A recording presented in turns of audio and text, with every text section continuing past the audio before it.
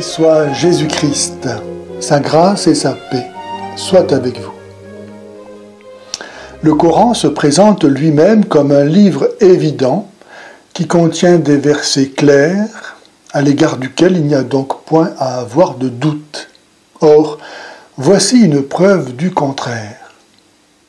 Nous lisons à la sourate 30, versets 2 à 4, « Les Romains, c'est-à-dire en fait les Byzantins, ont été vaincus tout près de la terre sainte, et après avoir été vaincus, ils vaincront dans quelques années.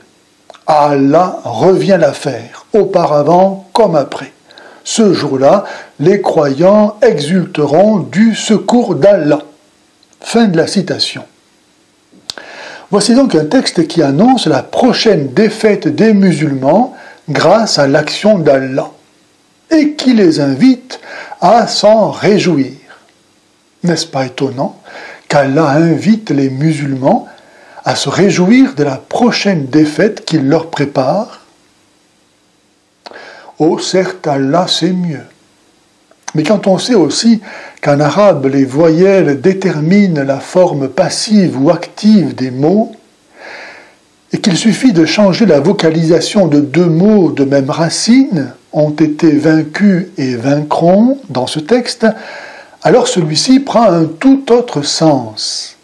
En remplaçant de ces mots l'actif par le passif et inversement, le texte devient « Les Romains ont vaincu dans la Terre Sainte, et après avoir vaincu, ils seront vaincus dans quelques années. » Le texte devient cohérent et rappelle la défaite de Mouta en 629 par laquelle les hordes d'Allah furent vaincues par les Byzantins à l'entrée de la Terre Sainte.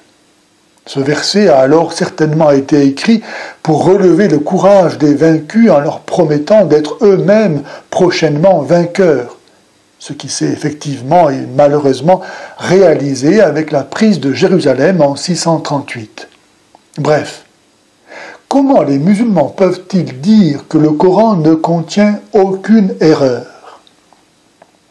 Et dès lors, comment peuvent-ils croire que le Coran est la parole immuable et parfaite de Dieu? Si les gens savaient qu'ils vont en enfer, ils donneraient leur vie au Christ.